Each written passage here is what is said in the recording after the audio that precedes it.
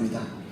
하나님, 오늘도 우리들 가운데 말씀 주심에 감사를 드립니다. 이 생명의 양식 우리가 잘 받아먹고 소화해내며 실천해낼 수 있는 우리 청년들이 되어줄 수 있도록 주여 인도하여 주십시오. 하나님, 부족한 종이 말씀을 대언합니다. 이 부족한 종은 십자가대로 온전히 감추어 주시옵시고 주님의 말씀만이 살아 움직여 역사할 수 있는 귀한 시간 되어줄 수 있도록 주님 인도하여 주세요. 감사를 드리며 예수님의 이름으로 기도드립니다. 아멘. 네, 저는 오늘 로마서 8장 14절로 18절 말씀에 근거하여 하나님의 자녀라는 제목으로 여러분과 은혜를 나누고자 합니다.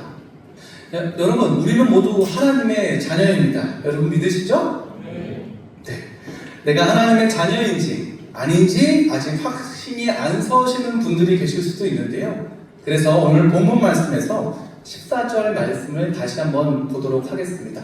우리 함께 읽어보겠습니다. 시작. 무릇 하나님의 영으로 인도함을 받는 사람은 곧 하나님의 아들이다. 아멘. 오늘 우리의 신분이 보이시죠? 하나님의 아들 혹은 하나님의 자녀. 네, 그렇습니다. 하나님께서 우리에게 주시는 익숙하지만 또 새로운 이름입니다. 다시 한번 말씀드리지만 저와 여러분은 모두 하나님의 자녀입니다. 저는 오늘 이 하나님의 자녀라는 말을 이 귀에 못 박히듯이 계속 반복적으로 말씀드릴 건데요. 이 이름을 마음판에 꼭 새기고 돌아가셨으면 좋겠고, 오늘 이 말씀을 들으실 때 귀한 깨달음과 거룩한 도전이 시간이 되시기를 축복합니다.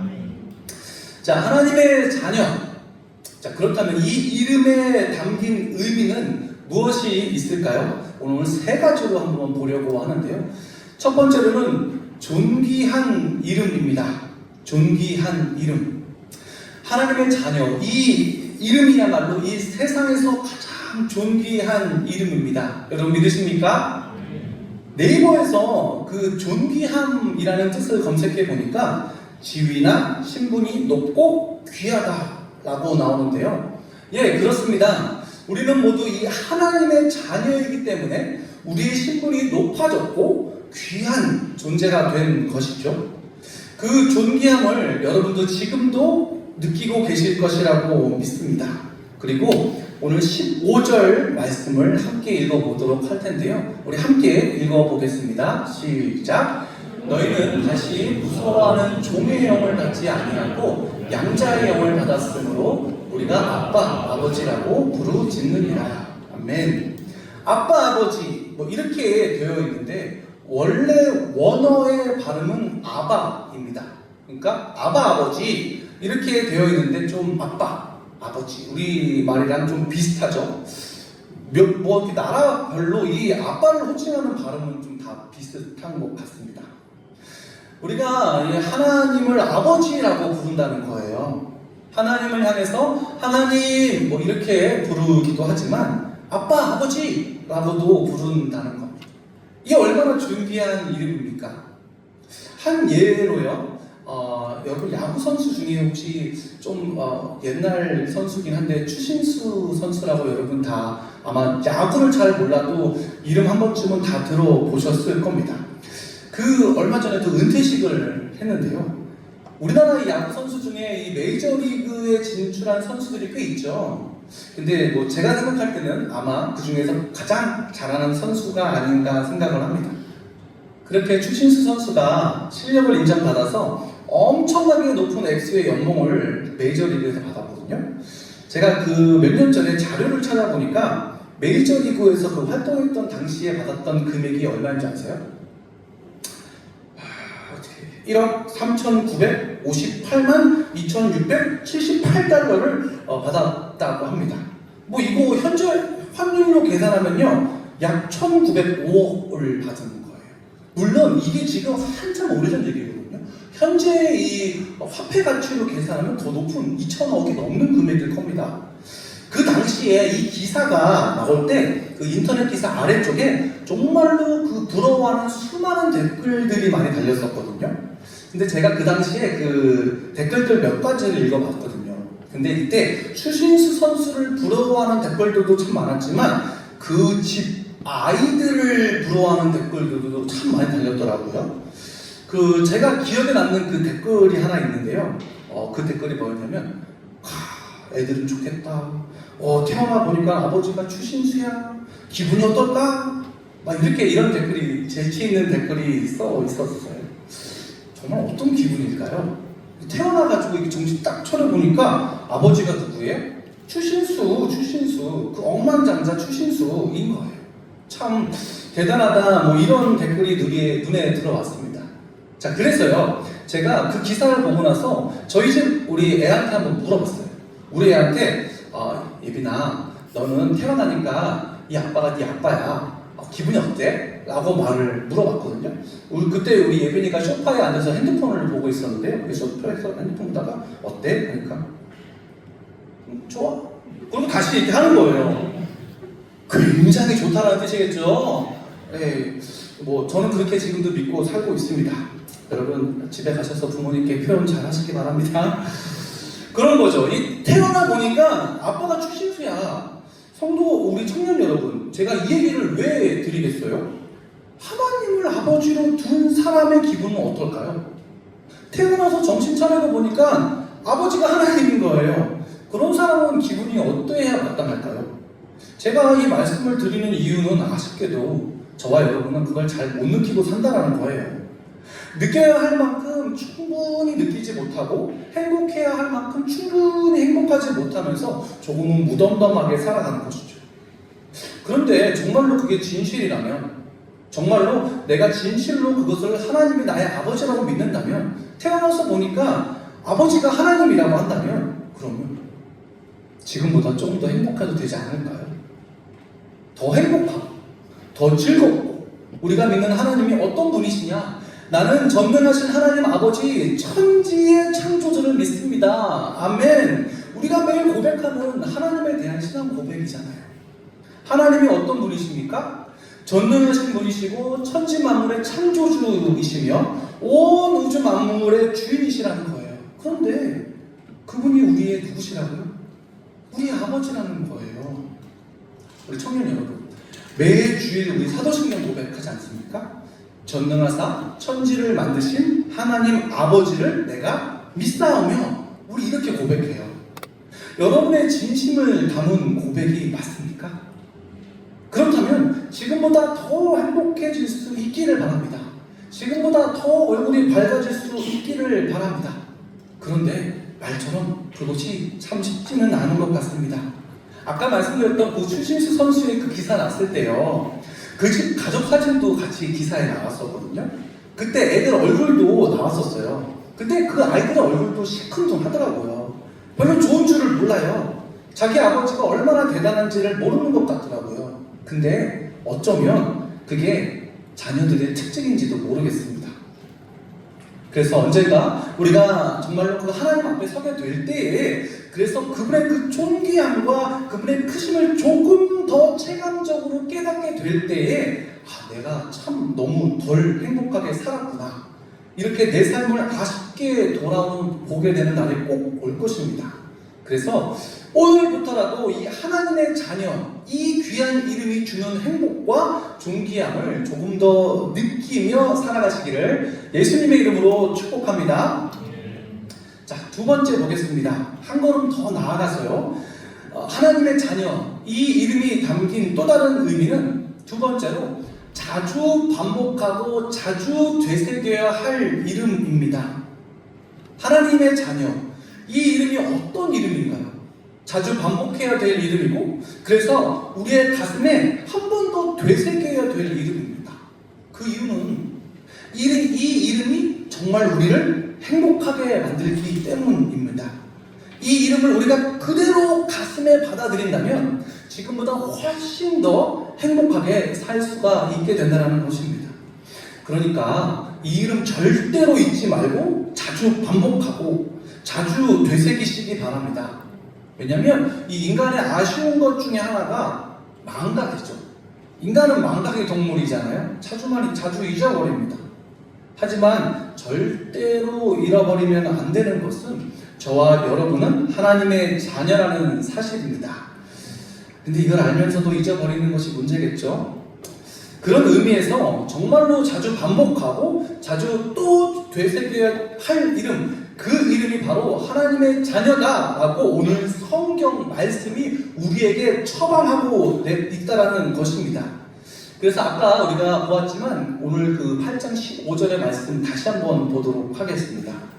너희는 다시 무서워하는 종의 영을 받지 아니하고 양자의 영을 받았으므로 우리가 아빠, 아버지라고 부르짖느니라. 아멘. 이 마지막 부분에요, 아빠, 아버지라고 부르짖느니라 라고 되어 있는데요, 우리가 아빠, 아버지라고 부르짖으라 이렇게 명령어로 읽으셔도 좋을 것 같습니다. 그 말은 우리가 하나님의 자녀다라고 마음에 품는 것도 좋지만 그냥 마음에 품고만 살지 말고 그렇게 하다 보면 자꾸 잊어버리니까 입으로 고백하라는 거예요. 하나님 아버지, 하나님 아버지, 이것도 좋지만 심지어 아빠, 아버지, 아빠 라고 그렇게 좀 부르짖으면서 내가 정말로 하나님의 자녀다라는 사실을 이 마음에 새기는 여러분 모두가 되시길 예수님의 이름으로 축복합니다. 다시 한번, 우리는 하나님의 자녀입니다. 믿으시죠? 이 이름을 자주 반복하고 되새겨야 할 또 하나의 이유가 있습니다. 자주 반복하지 않으면 이 엉뚱한 이름이 끼어듭니다. 우리의 본명을 자꾸 부르지 않으면요, 이상한 이름이 우리 안에 자꾸 끼어들어요. 그 이상한 이름이 우리의 이름으로 바꿔치게 되어버린다는 것입니다. 예를 들어서 민수기 13장 말씀을 보면 이스라엘 백성이 출애굽을 해서 이제 가나안 땅에 들어가기 직전인데 거기서 발걸음을 돌리는 아쉬운 장면이 나옵니다. 화면 띄워주셨는데 민수기 13장 32절에서 33절 말씀을 같이 읽도록 하겠습니다. 시작!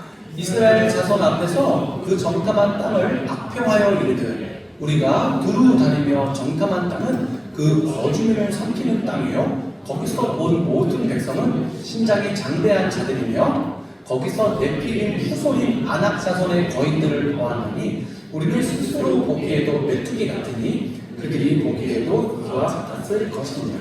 예. 가나안 땅을 정탐하기 위해서 12명의 정탐꾼을 보냈습니다. 그런데 이런 엉뚱한 말을 하는 것입니다.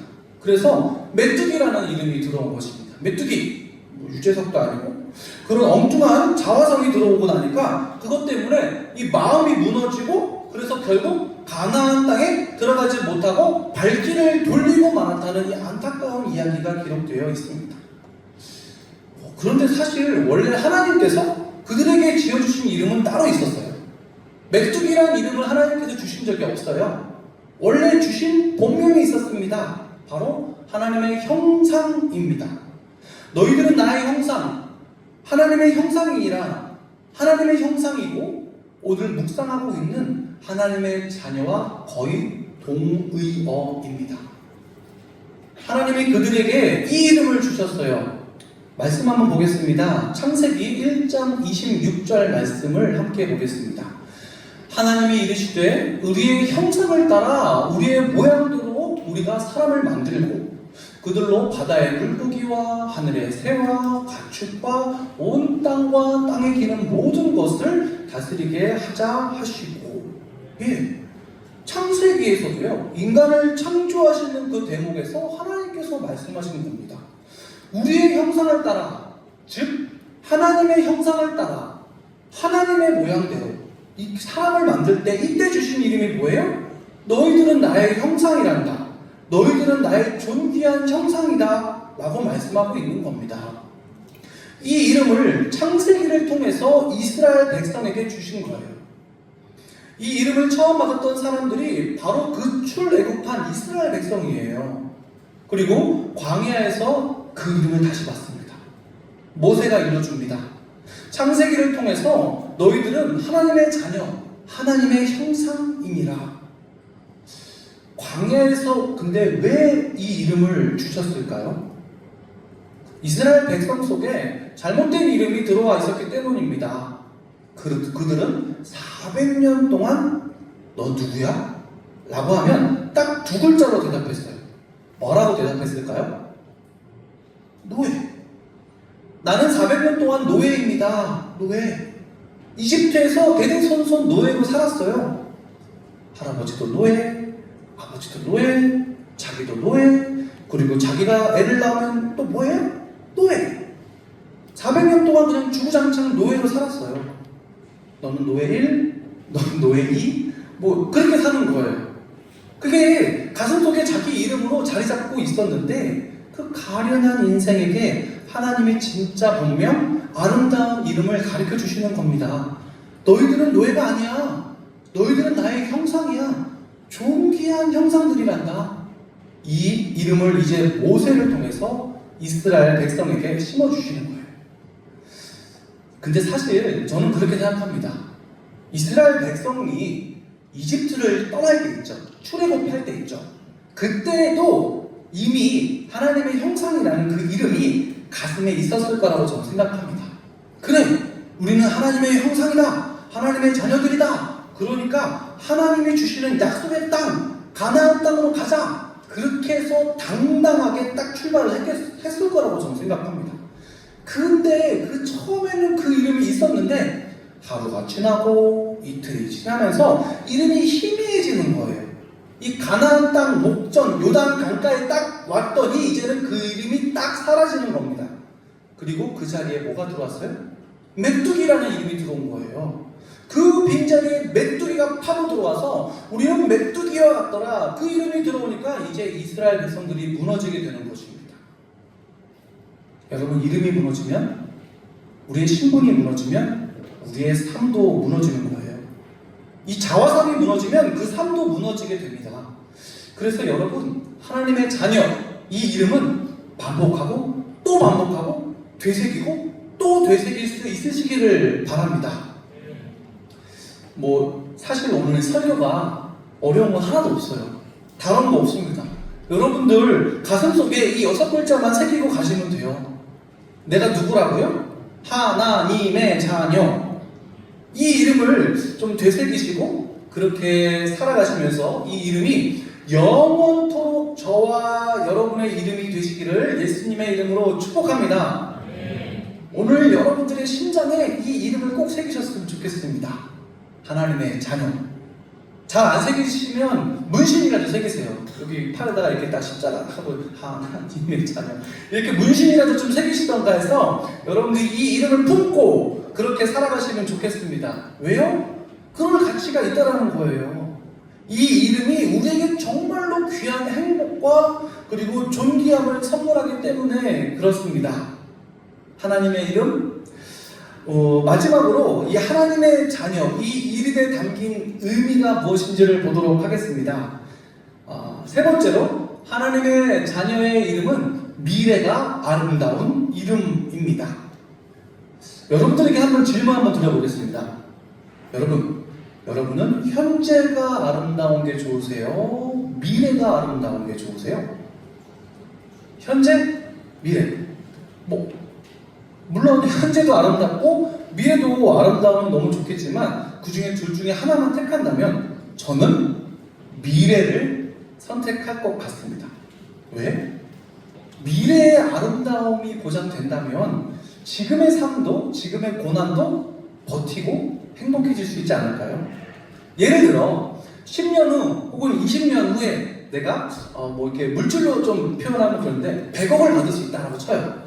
100억을 받을 수 있으면 현재 지금의 삶이 보잘것 없고 힘이 든다 하더라도 버틸 수 있지 않을까요? 여러분들도 100억 10년, 20년 뒤에 받을 수 있다면 버틸 수 있겠죠? 아니에요? 한 1조 정도 받아야 되나? 100억은 아무것도 아닌가?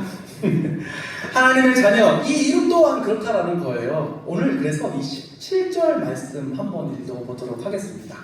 다 같이 읽겠습니다. 시작. 자녀의 명 또한 상속자, 곧 하나님의 상속자요 그리스도와 함께한 상속자니 우리가 그와 함께 영광을 받기 위하여 고난도 함께 받아야 할 것이니라. 아멘. 미래가 아름다운 사람 세 글자, 그리고 또 세 번 반복되는 이름이 있습니다. 그게 뭘까요? 상속자. 네, 그렇습니다.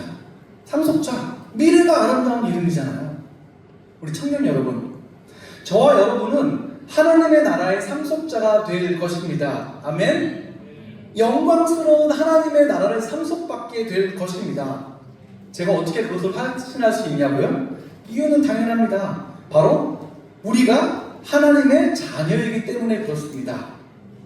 여러분, 우리 부모는요, 여러분 집에 계신 부모님들은요, 어떻게 해서든지 돈을 모아서 자녀들에게 물려주고 싶은 그거가 부모의 마음이잖아요. 하나님께서 주신 마음이거든요. 하나님도 그러신다는 거예요. 솔직히 내가, 그리고 우리는 받을 자격 없어요. 받을 자격 없는데, 그러나 그럼에도 불구하고 부모는 자식에게 그렇게 주고 싶으신 거예요. 아니, 어느 부모가 자식이 말을 안 들면 호적에서 너 팔 거야 라고 해서 집을 내쫓는다고 해서 정말로 그렇게 하는 부모 보셨어요? 보셨으면 발가락 돌려보세요. 없으시죠? 재미없으세요? 되게 민망하네. 하나님께서 우리를 위해서 귀한 그 하나님의 나라를 예비하고 있습니다. 그것을 우리 성경에서는요, 천국이라고 부르기도 하고 조금 신학적으로 풀어서 하나님의 나라라고 부르기도 합니다. 그것을 우리에게 상속시켜 주시겠다는 겁니다. 그래서 우리의 이름이 어떤 이름이냐? 다시 한번 미래가 아름다운 이름이라는 것입니다. 여러분, 누가 그러대요? 과거가 현재를 결정하는 것이 아니고 미래가 우리의 현재를 이끌고 간다 라고, 이런 누가 명언을 했더라고요. 다시요. 나의 과거가 현재를 결정짓는 것이 아니고 주님께서 예비하신 미래가 나의 현재를 견인해 간다는 것입니다. 할렐루야! 좀 위로가 되시나요? 물론 이것을 잘못 읽으면 이것이 핑계로 남용될 수 있습니다.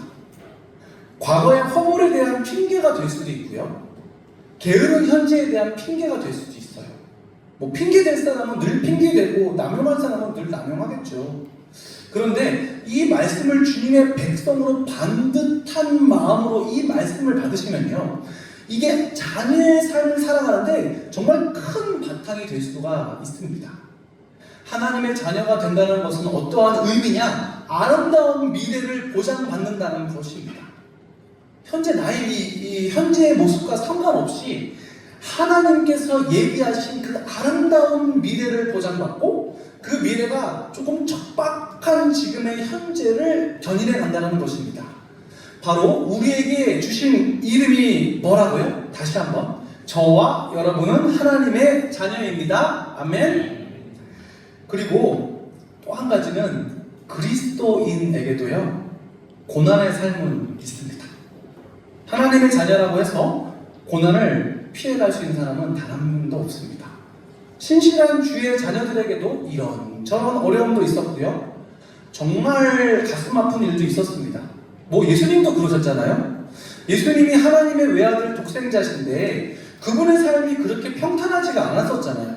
누구보다도 더 고달프고 더 힘겨운 삶을 살았었습니다. 뭐 저와 여러분은 매년 이 고난 주간이 되면, 사순절 기간이 되면 그분의 고난을 우리가 묵상하잖아요. 근데 우리가 그때 묵상할 때 보면 우리 예수님은요, 이 땅에서 사람이 당할 수 있는 모든 고난은 다 당하셨어요. 가장 힘겨운 삶을 살아내셨는데, 그런데 우리가 너무나 잘 알고 계시다시피 그분의 삶은 거기서 끝이 아니었었습니다. 죽음과도 같았던 그분의 삶은요, 마지막에 부활의 영광으로 아름답고 그리고 영광스럽게 마무리가 되었습니다. 그런데 참 감사하게도 성경이 선포하기를 우리의 삶도 그러할 것이다, 우리의 미래도 그러할 것이다 라고 말씀하고 있는 것입니다. 이렇게 시작은 힘들고 지나가는 과정은 거칠 수 있습니다. 그렇지만 마지막은 굉장히 아름다울, 우리의 미래는 너무나 영광스러울 것이라는 겁니다.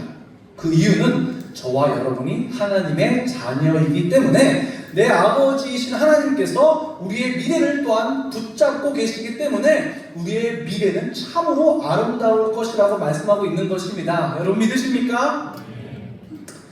저는요, 여러분의 내일과 미래를 전혀 알지 못합니다. 내일 그리고 여러분들이 예배를 마치고 나가는 순간 어떤 일이 벌어질지 또 모레는 내일은 어떤 일이 생길지 저는 모릅니다. 물론 제 자신도 제 자신의 삶도 저는 당연히 모르죠. 근데 한 가지만은 확실하게 알고 있습니다. 저와 여러분은 마지막은 반드시 영광스러울 것이다 라는 것입니다. 저와 여러분의 마지막은 정말로 아름다울 것입니다. 굉장히 영광스러울 것입니다. 오늘 말씀에 써져 있었거든요. 18절에 그 약속이 나옵니다. 우리 18절 말씀 함께 읽어보도록 하겠습니다. 시작. 생각하건대 현재 고난은 장차 우리에게 나타날 영광과 비교할 수 없도다. 한 번 더 읽겠습니다. 시작. 생각하건대 현재 고난은 장차 우리에게 나타날 영광과 비교할 수 없도다. 아멘. 현재 고난이 있다라는 거예요. 로마서 당시에도 그랬거든요. 사도 바울도 그랬고 이 편지를 받는 성도들도 그랬으며 고난이 있었지만 믿음으로 선포하기를 이 고난은 장차 우리에게 나타날 하나님이 약속하신 그 영광과 비교할 수 없도다. 지금의 고난과는 비교할 수 없는 영광이 우리를 기다리고 있다라는 것입니다. 그럼 우리가 그렇게 잘나서 그런 건가요? 그렇지 않잖아요. 그 이유는 하나님이 우리의 아버지가 되어주셨고 우리가 그 하나님의 자녀이기 때문입니다. 제가 앞서 자주 반복하고 되새겨야 될 이름이다 그렇게 말씀을 드렸는데요. 특히 여러분 어려울 때, 특히 내 마음이 아프고 특히 내 삶이 조금 건조해질 때 그때 이 이름을 꼭 마음에 되새겨 보시고 나는 하나님의 자녀다 라고 고백해 보셨으면 좋겠습니다. 아멘이십니까? 네, 말씀을 정리하도록 하겠습니다. 우리 좀 찬양 좀 도와주시겠어요? 우리 청년 여러분, 오늘 우리에게 주신 너무나 영광스러운 이름 이거 하나만 꼭 기억하시고 돌아가셨으면 좋겠습니다. 저와 여러분이 누구라고요? 좀 더 크게. 저와 여러분이 누구라고요? 네, 그렇습니다. 우리는 모두 하나님의 자녀입니다. 하나님의 자녀! 하나님이 우리의 아버지가 되어주십니다. 그러니까 우리 청년 여러분 지금보다 더 행복하셔도 됩니다. 지금보다 더욱더 존귀하게, 더욱더 나이스하게, 지금보다 더 품위 있게 사셔도 됩니다. 그리고 매일 아침에 일어나면 여러분 이렇게 고백해 보세요. 하나님의 아들로 나를 건져주심에 감사합니다. 하나님의 아들로 나를 붙잡아 주심에 감사합니다. 매일 이런 고백을 해보신다면 여러분의 삶에 더욱더 기쁨과 그리고 감사가 넘치게 되실 것을 저는 믿습니다. 그래서 지금보다 더 마음의 평안을 누리시기를 축복합니다. 그 이유는 하나님이 우리의 아버지가 되어주셨기 때문이고 우리가 하나님의 자녀가 되었기 때문입니다. 그러므로 하나님의 자녀, 이 영광스러운 이름과 함께 늘 행복한 삶이 되시는 우리 청년들 되시길 예수님의 이름으로 축복합니다. 축복합니다. 우리 시간 찬양, 주의 자녀로 산다는 것은 이 시간 찬양하고 뜨겁게 우리 아빠 아버지께 부르시며 기도하는 시간 갖기를 원합니다.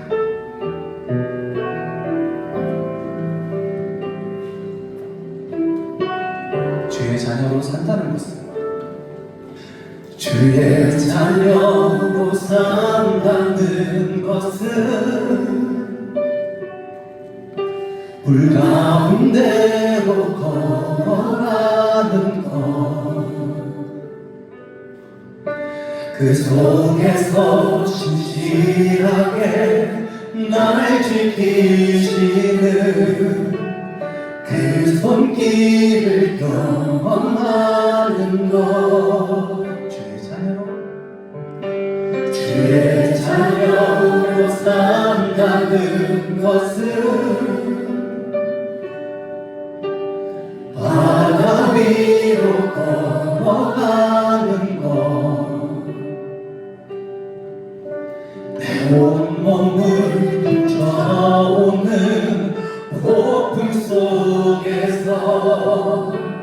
잠잠히 주 바라보는 것 때론 불 가운데 휩싸일 때도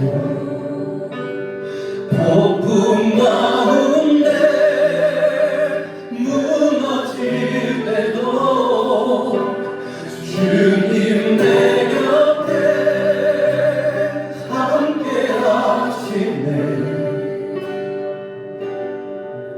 가장 가까이 내 함께 하시네. 주의 자녀로 산다는 것은 나도 그들을 용납하는 것. 그렇습니다.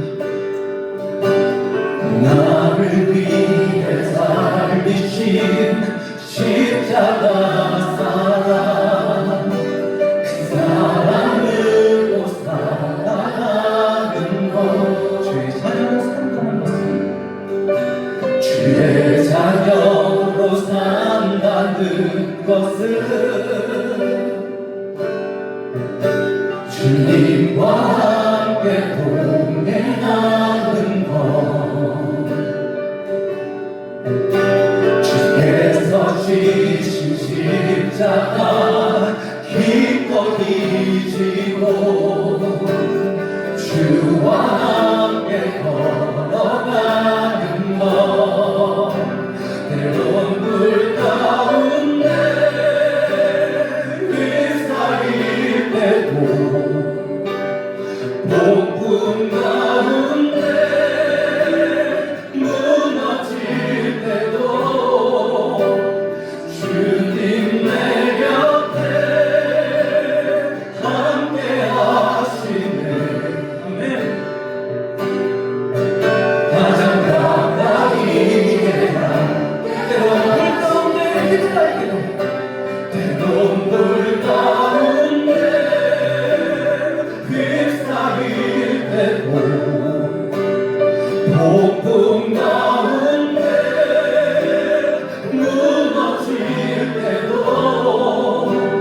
주님 내 곁에 함께 하시네.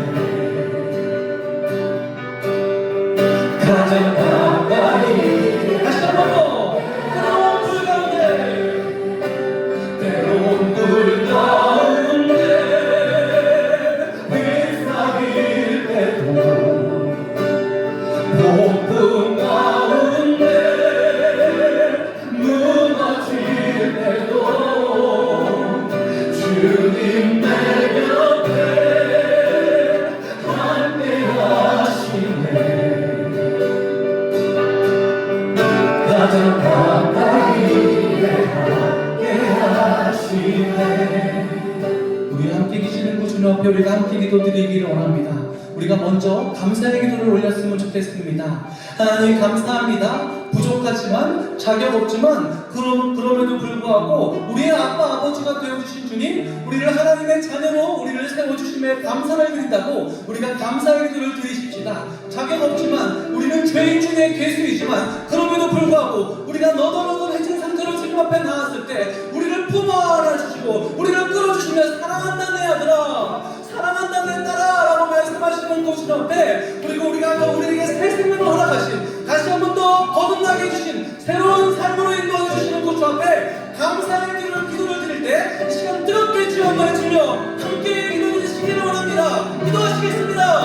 주여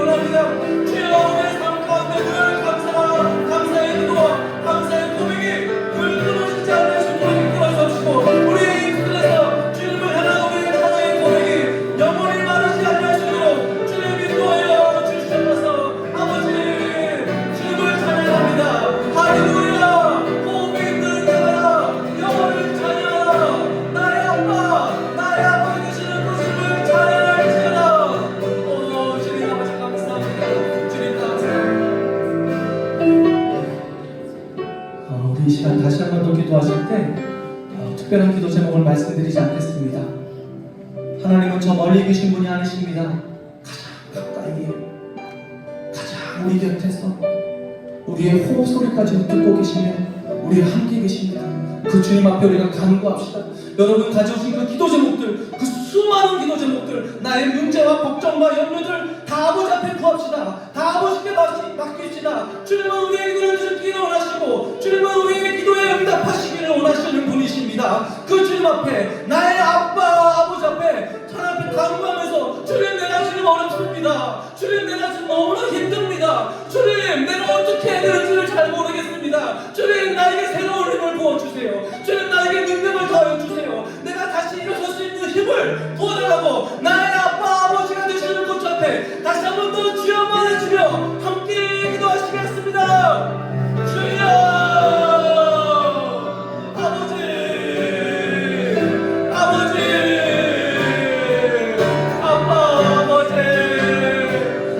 아버지, 주님 도와주세요.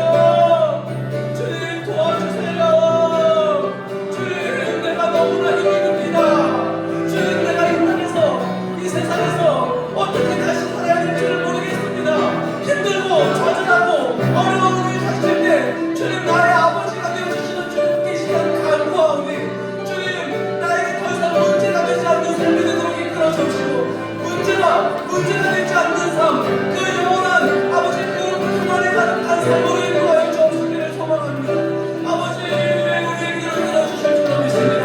이미 우리의 기도를 들으셨고 이미 주님께서 반응하시고 이미 주님께서 응답하고 계시는 줄 믿습니다. 하나님, 우리 한 사람 한 사람들의 힘듦과 고통과 이 수많은 어려움들 우리는 다 알지 못합니다. 그렇지만 주님은 나보다도 나를 더 잘 알고 계신 분이시기 때문에 아버지의 주님의 시간 주님께 도와달라고 간구할 때 주님께서 우리의 모든 기도를 들으시고 응답하여 주실 것을 믿습니다. 주님은 매일매일 참고 매일매일 저에 부르짖는 자 되겠습니다. 나의 아버지, 전능하시고 온 천지 만물을 창조하신 분께서 불가능하신 분이 무엇이 있겠습니까? 주님은 불가능이 없으신 분이시기 때문에 온 천지 만물을 창조하신 그 위대하고 거룩하신 분이시기 때문에 주님 앞에 우리가 간구합니다. 주님 앞에 도움을 요청합니다. 주님, 인도하여 주시옵소서. 할렐루야, 할렐루야. 주님 감사합니다. 주님 감사합니다. 우리가 함께 고백하기를 원합니다. 내 눈물 가운데, 내 눈물 가운데 휩싸일 때도 폭풍 가운데 무너질 때도 주님 내 곁에 함께 하시네. 아멘. 가장 가까이, 우리 마지막으로 고백합니다. 눈물 가운데, 눈물 가운데 휩싸일 때도 폭풍 가운데 무너질 때도 주님 내 곁에 함께 하시네. 가장 가까이 함께 하시네. 때론 물 가운데 휩싸일 때도 폭풍 가운데 무너질 때도 주님 내 곁에 함께 하시네. 가장 가까이 함께 하시네. 하나님, 아버지, 그 나의 아버지께서 지금까지 나는 주님이 멀리 계신 분이라고 생각했습니다. 그러나 지금도 주님은 우리 옆에 계시는 분이요, 우리들 가운데 늘 말씀하고 계셨는데 내가 그 음성을 듣지 못했습니다. 우리의 귀를 열어주십시오. 우리의 눈을 밝혀주십시오. 주님을 보기 원하고 주님께서 주님께서 보내주신 수많은 천사들을 우리가 보게 되기를 원합니다. 우리는 혼자가 아닙니다. 우리는 이 길을 혼자 걷지 않습니다. 믿음의 동역자가 있고 무엇보다도 주님께서 우리와 함께 동행하고 계심을 믿습니다. 가까이에 계신 주님, 매일매일 우리가 주님을 찾고 매일매일 주님을 부르짖는 자 되겠습니다. 하나님의 자녀로서 더 행복하고 더 기쁨을 누리며 살겠습니다. 그것이 주님께서 우리들 가운데 원하시는 것이라고 우리는 믿습니다. 우리의 아버지는 우리가 힘들고 우리가 어려워하는 걸 보기 원하는 분이 아니십니다. 우리가 행복하고 우리가 늘 밝게 웃는 모습을 우리 아버지는 보기 원하실 겁니다. 그래서 우리가 더 행복하게 살겠습니다. 더 누리며 살겠습니다. 더욱더 우리가 이 땅에서 주님 주신 그 평안의 길로 인도하심을 더욱더 우리가 삶 속에서 체험할 수 있는 우리의 삶이 되어질 수 있도록 우리 청년들 가운데 함께하여 주시옵소서. 감사와 영광을 주님께 올려드리며 이 모든 말씀 거룩하신 우리 구주 예수님의 이름으로 감사드리며 기도드립니다. 아멘. 우리 아빠 아버지가 되시는 그 앞에 박수 영광 올려드리겠습니다.